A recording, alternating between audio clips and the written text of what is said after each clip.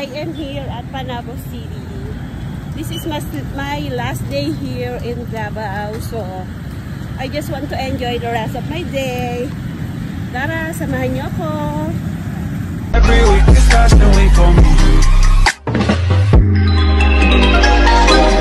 Hell yeah. So, andito po ako ngayon, naglalakad. May nakita akong naglalakad. Hi, ma'am. Saan ka pupunta, ma'am? Ma'am, ano po yan dala mo? Ayan po yung tour guide ko na walang kwenta. Walang kwenta yung tour guide na yan, as in. Ang mga salita niya sign language, mabuti pa tong aso. Hi, doggy! Tatawid kami sa pedestrian line. Ayan, tingnan nyo guys, ang Panabo. Davao City. Ang ganda ng tricycle nila.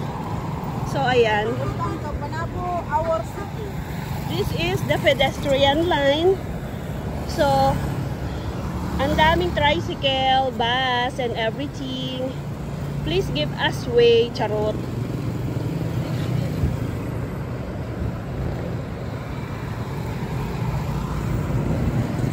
So, ayan.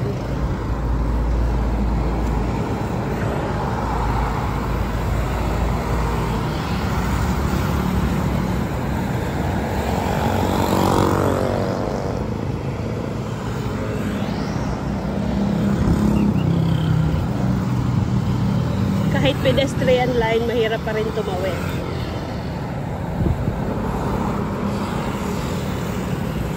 So, si Kuya tumawid na.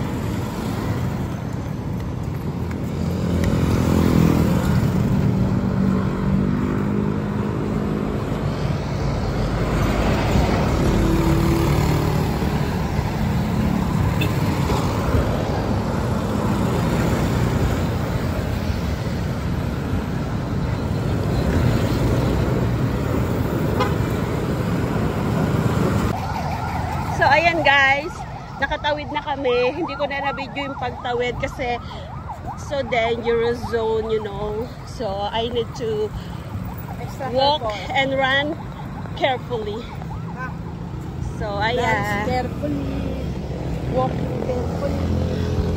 So, this is Davao Petco Corp. Charot. This is Panabo. Panabo, okay? Panabo. Panabo, Panabo. Davao is there. Davao City, Davao del Norte. So I don't know where we are going. We just walk, and now actually 30 minutes I'm walking. I don't know where she will bring me. So this is the kind of tricycle or pedicab in Panabo. It's really different to other. Like in Manila, not like this. So, welcome! Oh, Flying Bee. This is the stoplight. And this is the Panabo Elementary School. Panabo Central Elementary School. I'm using the cinematic, no, which is the good one. You don't have cinematic at all. Naka-base no? Bagong dating daw. Kilaw? Pila kilo ni? 130. Kani? 100 lang wala na nakapunta. 100. Kapangalan bago? Bago? Pero bago rin siya.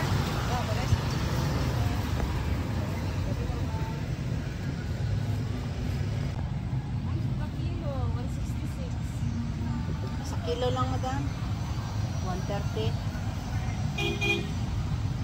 Lobo.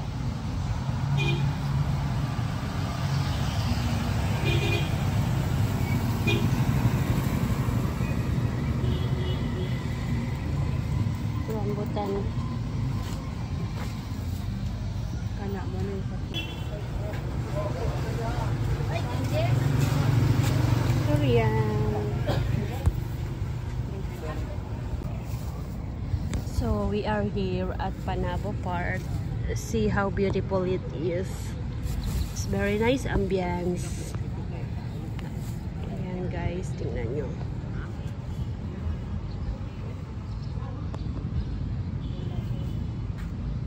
Ang ganda niya guys. Yan. Nakaka-relax.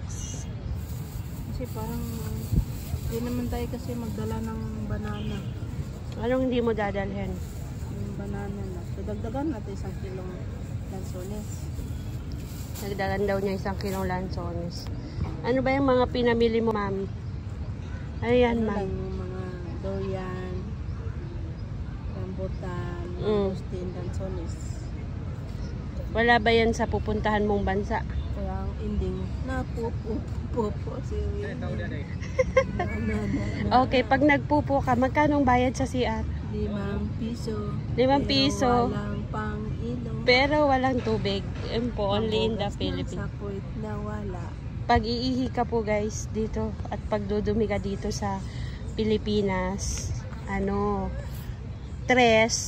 pesos pag iihi, 5 pesos pagdudumi. Pero walang tubig.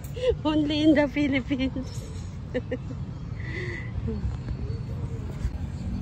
May naririnig po akong ice cream.